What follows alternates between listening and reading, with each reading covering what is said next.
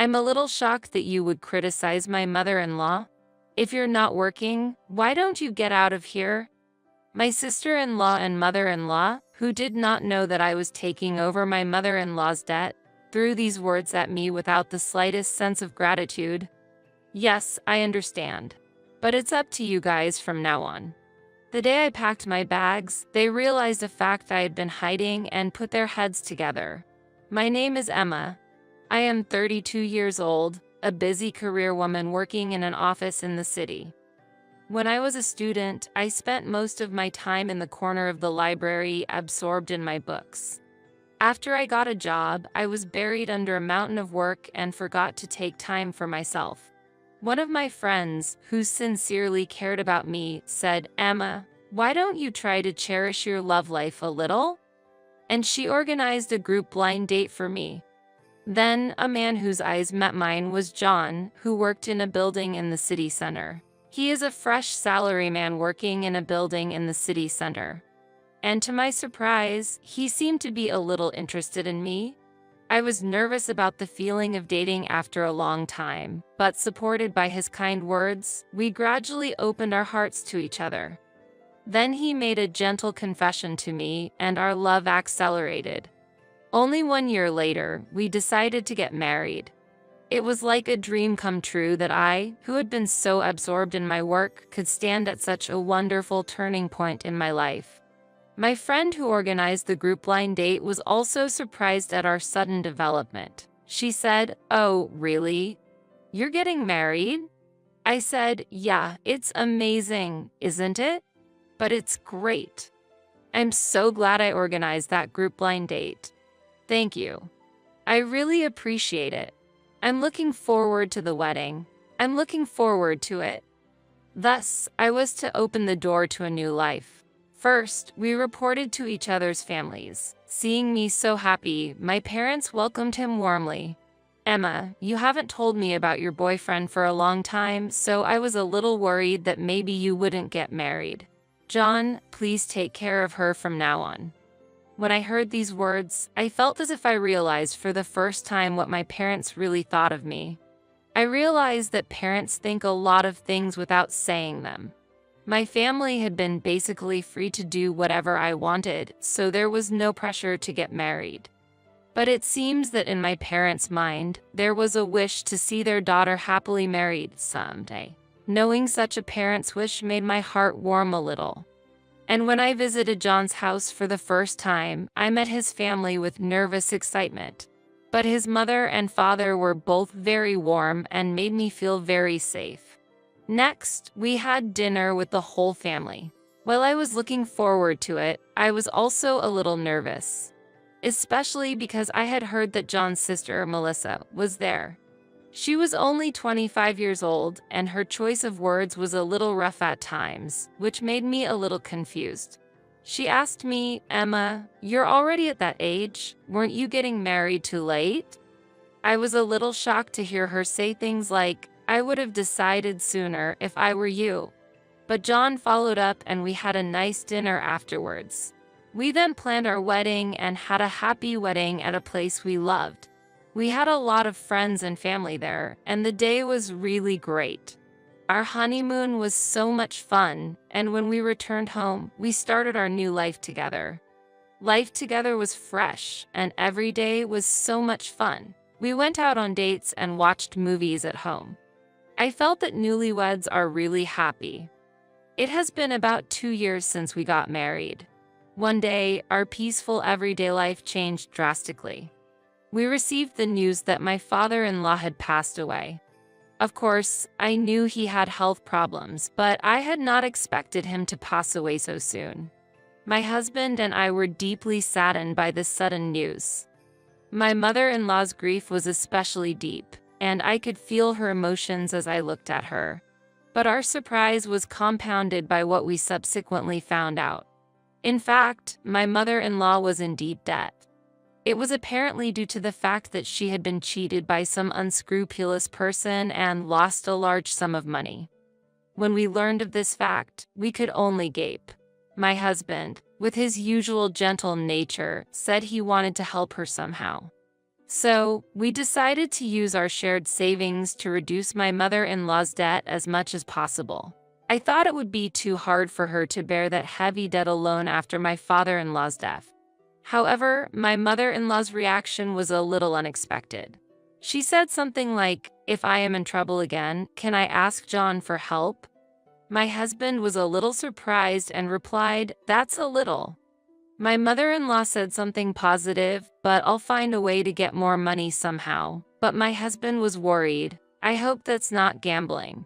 We kept a watchful eye on my mother-in-law and were on the lookout for any trouble she might get herself into again. In the midst of all this, my husband was suddenly injured and had to be hospitalized. That event also became a big ordeal for my husband and me. Since every day was spent flitting back and forth from the hospital to take care of my husband, I never noticed any changes in my mother-in-law's daily routine. Then one day, after my husband was discharged from the hospital, I decided to pay a little visit to his parents' home. During our first reunion in a long time, I could sense that something had changed in the atmosphere. "Mom, long time no see." My husband greeted her with a smile, and my mother-in-law said, "John, you are getting better. Can you run again?" She smiled at him and said. While smiling at this exchange, my husband began to flip through my mother-in-law's bank book. To his surprise, the money in his mother-in-law's bank book, which we had accumulated after her previous debts had been repaid, was almost completely gone. "What's wrong with this bank book, Mother?" my husband exclaimed in surprise, to which his mother-in-law replied with a slightly embarrassed smile, "You know, I had tea with friends and found a nice little bag. And then I found myself in this mess." She laughed bitterly. With that one word, my husband and I froze in complete surprise. It was as if we had saved money for our mother-in-law's future, and she had spent it happily without a care in the world. My husband couldn't help but say, "Mom, you shouldn't spend it like this. Do you know how much we put our hearts into giving you money for your future?" He said something like that. Seeing my mother-in-law's remorse, we became truly concerned about her future. We suggested that she move in with us to support her life closer to us. When we broached the subject, my mother-in-law's eyes lit up with joy, and she gave up her house and moved into our apartment. Our new shared life together began, and my mother-in-law seemed to enjoy every day of it. The three of us laughed and talked around the table at every meal, and my mother-in-law volunteered to help with the housework, which made life surprisingly easy for both of us. Her upbeat mood was infectious, and our days became brighter and warmer. I said, "Mom, what would you like for lunch today?" I think I'll have udon." "That sounds good." Since I was working remotely, I was in a position to monitor how my mother-in-law spent her money. Since my husband and I, provided her living expenses and my husband managed my mother-in-law's account, there was supposed to be no worry about her spending excessive money. However, we kept a close eye on her, worried that she might spend the money in some way. These days continued, and in no time at all, 6 months passed. One afternoon, while we were relaxing in the living room, the intercom rang. We wondered who it was, and when I answered, I found my sister-in-law, Melissa, standing there. I said, "Melissa, it's been a while. Is my mother there?" I was a little surprised to hear her ask such a question without even saying hello, but I showed her into the living room. "Mom, it's been a while." "Oh, Melissa, what brings you here?" "I just wanted to see your face once in a while." "Thanks, I'm glad you're here. How are you?" "Of course. I'm fine. John is with me." "So, do you want to go to lunch with me?" "Sure, let's go." Melissa must have taken my mother-in-law to a restaurant or something. We decided to wait at home. When they came home in the evening, we looked at them and their faces changed. Then Melissa said, "Emma, you are tormenting my mother, aren't you?" I was surprised and could not understand what she was saying. My mother-in-law also looked at me sternly. My husband said, "What are you talking about? There is no way Emma would do such a thing." He immediately took my side, but Melissa would not budge. "John is being deceived too. Mom says she can't go outside and she hears Emma is saying things inside the house. We could only be amazed. Indeed, there were times when my mother-in-law would ask to go shopping and we would refuse because she would waste money. Also, my mom said you were taking her money. I had to admit that this statement surprised me. Did my mother-in-law think so, or did Melissa blow it that way? In any case, it seemed that Melissa and my mother-in-law had joined together in accusing me. Now, what do you want from me? I was about to feel like I was bewitched by a fox. What on earth did they want to tell me? I wondered if they just wanted to say something to me. At that moment, my sister-in-law said something I never thought she would say. She said, "I want you to leave our house. I feel like my mother can't really live happily with you. Because I can't believe you treat my mother-in-law so coldly." Her face clouded over. My mother-in-law looked as if she wanted to say something and turned to me. "If you were gone, I would be able to relax and enjoy my time with John and Melissa." I was surprised by her words, but I could not say anything. In fact, they did not know that I had previously paid off her debts for my mother-in-law by cutting into my savings. Looking back, I probably should have made it clear to them at the time that I had not taken it out as our marital savings, but as my own. When I looked at my husband's face, he looked very angry. His hands were clenched and his body was shaking a little. Melissa said, "My mother and I are going to live here together from now on. So, I want you to leave," my sister-in-law said again. Taking a deep breath for a moment, I answered my sister-in-law, "I understand, but I won't get involved in what happens next." After that exchange, my husband and I decided to leave the house. And on the day we moved out, they were surprised to discover one truth. "Looks like you've made arrangements to move out right away after all." "Yes, I have something to tell Melissa." "Yes, what is it?" My husband chuckled and said, "Actually, I'm getting older and I was thinking that I should put the house in Melissa's name."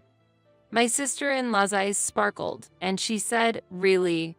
It's going to be my house?" she said excitedly. My husband quietly produced the documents for the change of name and said, "As long as you sign here, that's all right." My sister-in-law happily said, "I can't believe I have my own apartment," and signed it. My husband and I looked at each other stealthily and exchanged smiles at the success of our plan. "Well, it's time to start getting ready to leave." "What, John? Are you really leaving?" "Yes, I've decided to leave too." "Oh, even John is leaving? Do you really have to leave with Emma?" "If I'm not with Emma, I don't feel comfortable either. It's normal for married couples to be together."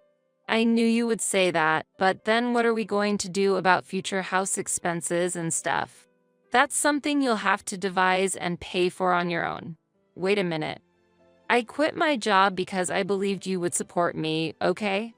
My husband and I could not hide our surprise at my sister-in-law's sudden statement. "If you keep this up, you're going to get me and our mother into a lot of trouble." "That's fine if you can devise a way to live on your own. You have our mother's pension, and if you save a little, you can manage." "Yes, and if you add my pension to that, we can manage. Since you're going to live here, we need to be creative about it." My sister-in-law looked a little satisfied with my mother-in-law's kind words. "Indeed. It's my new home. If I save a little money, I should be able to get by." However, my husband and I laughed inwardly at my sister-in-law saying such a thing, not knowing that the property was a rental. About that time, the movers arrived. We welcomed them and began to move more and more stuff out. My sister-in-law and mother-in-law rolled their eyes at the sight. "What are you doing?" "Getting ready to move out." "Are you taking everything?" "Of course. We bought all this stuff." "Do I have to buy everything new?" "That's right. I wish you had known that and acted accordingly." "Well, we better get going." My husband smiled and said, and we left the house. My mother-in-law and sister-in-law froze in amazement for a while. After a while, my sister-in-law called my husband's cell phone. She said, "Hey, John, what's with the rent bill all of a sudden?" I was a little mistaken. Could it be that I am not the owner of this house? Who told you about that? Well, I'm actually renting this house. The document you signed at that time, which was the rental agreement. So, it's only natural that you should be charged for the rent. Seriously? I didn't know that at all. It's where you live, so you have to pay the rent. But my salary is not that much compared to you. You may laugh, but Emma actually makes more money than I do. Oh, no. It's true. She is working hard at a remote company that pays pretty well. That's why we were able to live so comfortably in that apartment. My sister-in-law was so surprised that she was speechless for a while. Next, I heard my mother-in-law's worried voice. "We're so sorry," she said. "I'm really sorry. Could you please reconsider and come back?" My husband responded gently but firmly. "Thank you, Mother, but it's hard for me to go back because of your attitude toward Emma. She is the most important to me. Please take care of the rest. You will take care of it." After that exchange, I heard various rumors. My sister-in-law and mother-in-law had apparently been forced to look for an apartment after getting tripped up on rent payments. They are now trying to make do in a small apartment that is barely big enough for the two of them to live in, but it is said that they are having financial problems and occasional fights. They are also concerned about the neighbors' eyes on them. John and I have started a new life in our new house. Every day is fun and full of happiness.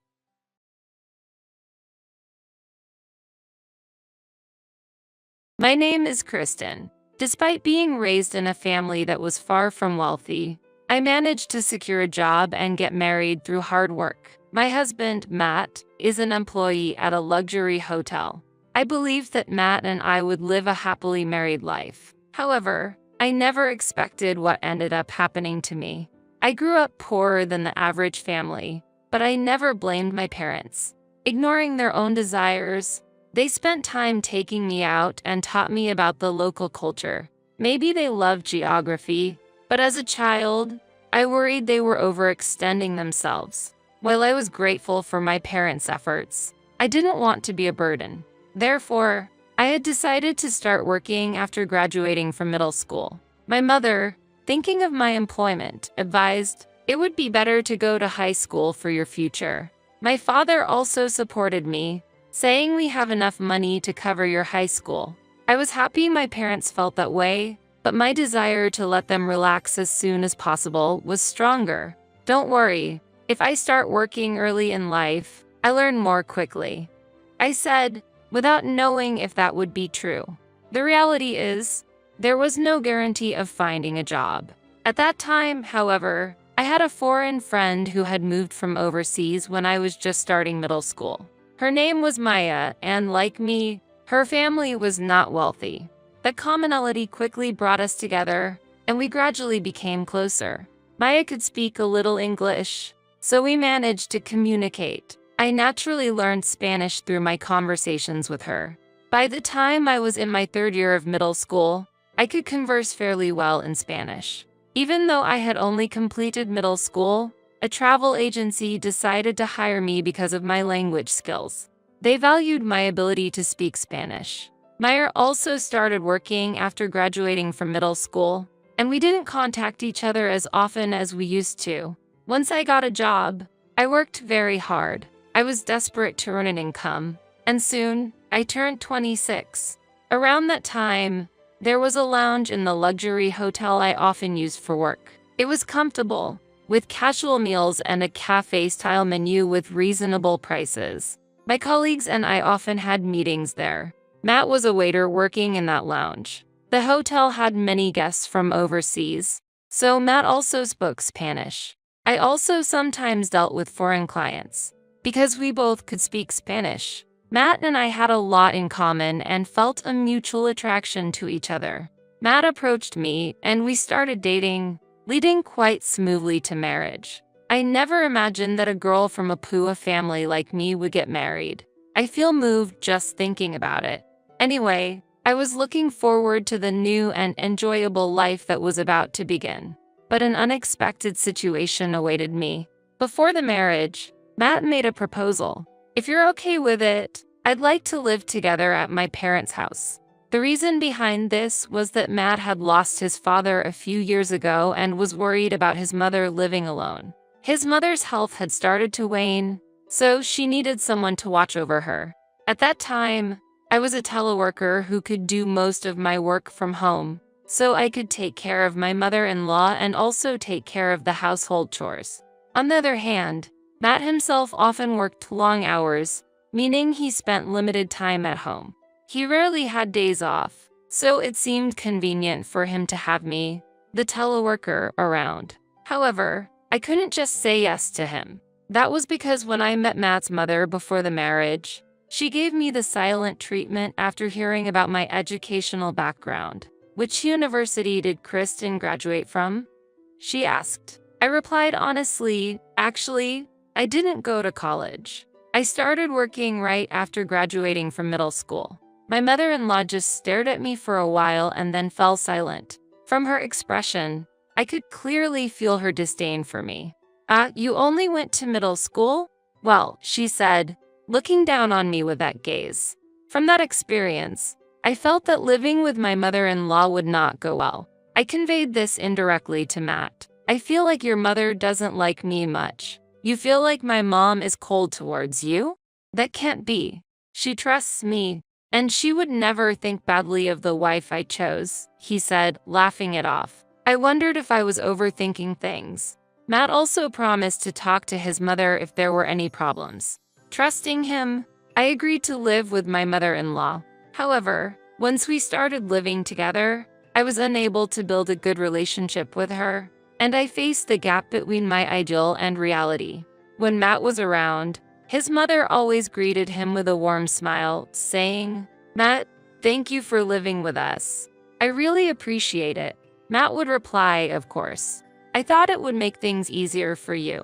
But her attitude towards me was completely different and terribly distant. She would say to me with little expression, as if giving orders to a servant, "Kristen, make sure you support Matt. Don't be a burden." It seemed like my mother-in-law was belittling me. But at that particular moment, Matt defended me, saying, "It's no problem. Kristen is doing her job well in her field." I did not miss the frown that comment brought to my mother-in-law's face. I decided to consult Matt if any problems arose in the future, and to handle things in my own way. I thought living together would help us understand each other better. I didn't want our relationship as a family to become strange. With such hopes, we started living together, but it often didn't go so smoothly. One day, as I was working on my computer, my mother-in-law suddenly entered the room and demanded irritably, "Kristen, when will you clean my room? Make sure it's done by 10 a.m. every day." I was puzzled by this sudden demand. We had never discussed such rules or agreed on the extent of my household chores. I thought that if she had explained things as such nicely from the start, I might have understood. I wasn't always available due to my job, but thinking it childish to argue on the spot, I paused my work and replied, "Understood. I'll start right away," and began cleaning her room. Even at that time, my mother-in-law was often doing nothing but relaxing in the living room, watching TV, and enjoying snacks. Although Matt was concerned about his mother's health, she seemed capable of cleaning the room by herself. I had thought she might be too frail to move, but she appeared quite energetic. After I finished cleaning, she said, "Now that you're done, I'm counting on you to prepare dinner. I prefer light seasoning, so no heavy flavors." And as if giving orders, she even asked me to go grocery shopping. Although I thought it was too early to start preparing, I decided to get it over with before returning to my work. Upon returning from shopping, as expected, my mother-in-law was leisurely spending time in the living room. I felt irritated by the sight, but decided to put up with it and just follow her instructions. I told myself that she was probably testing me. I hoped that she would come to appreciate me over time. However, the situation continued for months. Sometimes I was nagged for being 5 minutes late in bringing in the laundry, or for having the bath water 1 inch too high. Before I knew it, I had taken on all the household chores. But my mother-in-law continued to spend her days carefree. Honestly, she seemed to have the energy to do the chores herself. I also knew that if this situation continued, it could negatively affect my work. Wanting to avoid that at all costs, I felt it was time to talk to Matt. So I waited until nightfall. After my mother-in-law went to bed, I confided in Matt about these recent events. Listen, your mother really doesn't like me. I'm going to be exhausted if this continues. But Matt half laughed and replied, no way, that can't be. Mom is a kind person. As long as you don't do anything strange, there shouldn't be any problems. I'm counting on you to make the relationship work. He didn't take my concerns seriously, possibly because in front of Matt, his mother always behaved kindly to me, even suggesting I take a break and have some coffee. However, even understanding the reality of the situation, I knew that my patience would reach its limit if this kind of life continued. I was burdened with household chores during the day and had to do my work through the night. Frankly, my trust in Matt was gradually fading. If the situation didn't improve, I might reach my limit and fall ill. It was then that my mother-in-law made an unbelievable proposal. Kristen, I'll be leaving the house empty for a week during the Easter holiday. I'm counting on you to take care of the household chores while I'm gone. Shocked by this sudden announcement, I asked, what brought this on all of a sudden? Matt suggested it. He said we should go on an overseas trip. He's such a good son. He knows how much I love foreign countries. I can't wait for the Easter holiday in 3 months, she said excitedly. I was dumbfounded. I hadn't heard anything about such plans from Matt. Moreover, I was to be left behind to house sit, all by myself. I realized that I needed to talk to Matt urgently, so once more, I waited until the evening. When I brought it up, Matt said, Mom already told you about it, but aren't you coming with us? We were not on the same page. This meant that my mother-in-law had lied to me. Even though Matt explained things, the thought of going on a trip abroad with my mother-in-law was painful to imagine. I became emotional, wanting him to understand how much I was struggling. I don't want to go. A trip with her would be no fun at all, I strongly exclaimed. However, Matt became angry and retorted fiercely, Kristen, I can't believe you would say something like that. When will you stop acting like a child? I won't allow you to blame my mom. Think about what you've said. I'm looking forward to the trip. I was shocked. He didn't believe a word I had said. Staying in the house had become a painful situation. To make Matt understand that what I was saying was true, I decided to take action the next day. Matt had a day off, and we were having breakfast with the 3 of us, and I decided to speak directly to my mother-in-law. Mother, is this plan for an overseas trip a way to exclude me? I asked, and she blatantly answered, Humph, I never said that. If you intend to come along, then you should. It would be better, wouldn't it? But Matt intervened, Kristen, you still don't understand the situation? You should apologize to Mom. Why are you so aggressive? You're not a child anymore. Nevertheless, what I had stated was based on facts. At this moment, more than ever, I want to make everything clear and assert myself. I want Matt to understand the truth. But before I could argue further, my mother-in-law hurled the most insulting words at me. But you know what, Kristen? It's better if you stay home. You wouldn't understand the appeal of going abroad without ever having gone to high school. Besides, you just laze around at home without working anyway. You don't deserve to go abroad. You think so too, right? She said. I was astonished. I had no idea that she thought I was unemployed. I explained my job when I met her. I'm sure I talked about what I do for work, didn't I? I counted. Then, with disdain, she said, a job? Teleworking? You must be joking. Just playing around with the computer at home. I've had enough of your idleness. You can't possibly be earning an income that way. You're just living off Matt's salary, aren't you?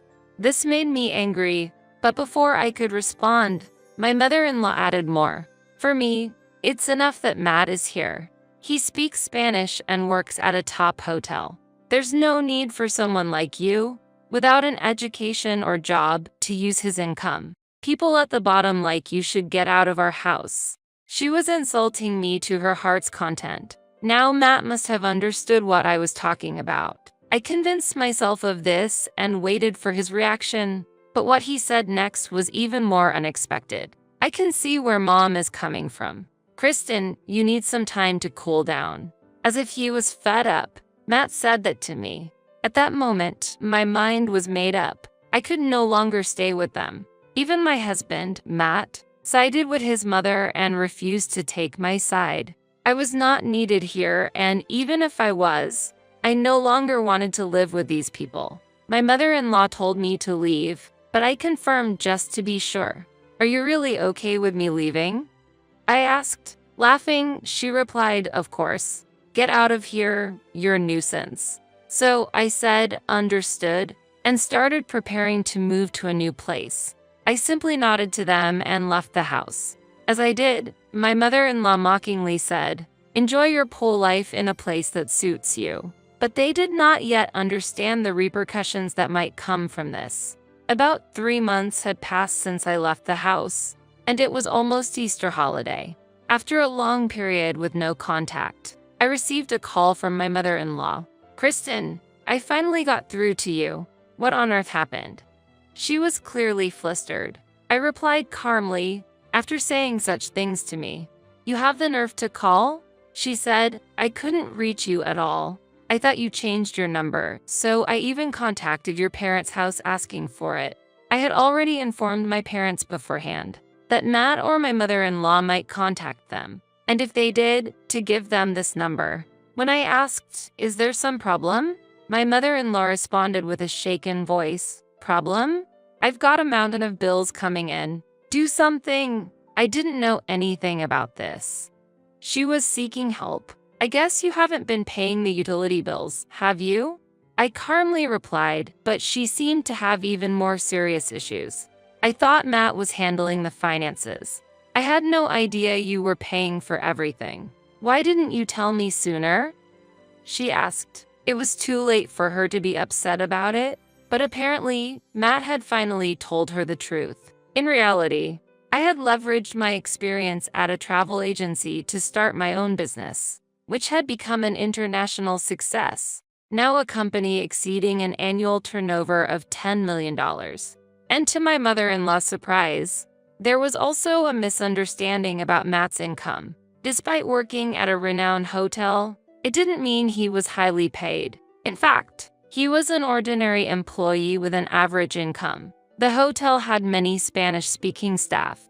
Being able to speak Spanish wasn't considered a special talent. It was impossible for his income to support a family of 3. It was a struggle even for him to support himself. Moreover, despite the fact that I was supporting the household, they remained oblivious about it until the notices arrived, which was quite ignorant of them. As I listened to my mother-in-law, an unbelievable truth came to light. The real reason Matt had proposed I live with his mother wasn't to take care of her. In fact, she had been living off the inheritance left by Matt's father, but she had squandered the fortune on a lavish lifestyle, and now her assets were completely gone. In such a state, she had turned to Matt, who she thought was financially stable, for help. However, aware of his modest income and knowing that I was the breadwinner, Matt had ultimately turned to me for assistance. Hearing this story, I realized they were indeed a troubled pair. But the problems didn't end there. Have you taken care of the credit card payments? I asked, to which my mother-in-law suddenly raised her voice. That's what I'm talking about. Both Matt and I have bills piling up. Actually, since I had started living with them, bills from credit card companies had begun arriving in both of their names. The monthly charges continued to rise, and before we knew it, they had ballooned to a significant amount. What luxuries they had indulged in without paying for the living expenses were unclear to me, but Matt's charges were clearly beyond his salary, and my mother-in-law hadn't changed her extravagant ways. Now both were in debt. The total amount exceeded $20,000, which truly shocked me. Even more shocking was that she had said, I thought something like a little debt would be handled by Matt, and Matt also thought, if we were really in trouble, Kristen would sort it out. I could hardly conceal my astonishment. They were both so entitled. It's hard to forgive adults who act so irresponsibly. It's not just appalling. It feels downright dangerous. Yet my mother-in-law had the audacity to say, "Given the situation, Kristen, you'll find us a solution, right?" I refused outright. "After the way you treated me, I see no reason to help you now." It seemed Matt was also there, because he suddenly came on the line, insisting, "Kristen, you're my wife. It's your duty to take care of us. Find a way to help. We can't make the payments." I had no desire to deal with their shamelessness any longer, but I showed mercy. "Will you come to me? If you do, I might be willing to help to some extent." Matt seemed keen on the offer. "Yeah, that sounds good. You'll provide a place to live and take care of the money, right? We'll come on over. Where are you now?" "We'll leave right away." "Tell me quickly." Despite his eagerness, I frankly said, "Of course, if you can make it, that is. I'm in the Bahamas. I have a villa here." Both Matt and my mother-in-law couldn't hide their astonishment. "Well, what do you mean?" "Bahamas. We can't possibly go to such a place right now," he said. The situation was tense, but I remained calm. "Is that so? But aren't you planning a trip abroad for the Easter holiday? Why not stop by the Bahamas then? Your mother would be pleased, right? By the way, you got my number from my parents. Didn't you realize it was an international one?" I also reminded them. "Oh, and don't forget, this call is going to be quite expensive. Long conversations are tough on the wallet." Acting as if I wanted to continue the conversation, I added, "If we get divorced, I might reconsider the financial situation for you." Upon hearing this, Matt replied, "You're right. Okay, let's get divorced." He probably couldn't stand the burden of debt any longer. I informed him that I would come to hand over the divorce papers when I returned to the US and ended the call.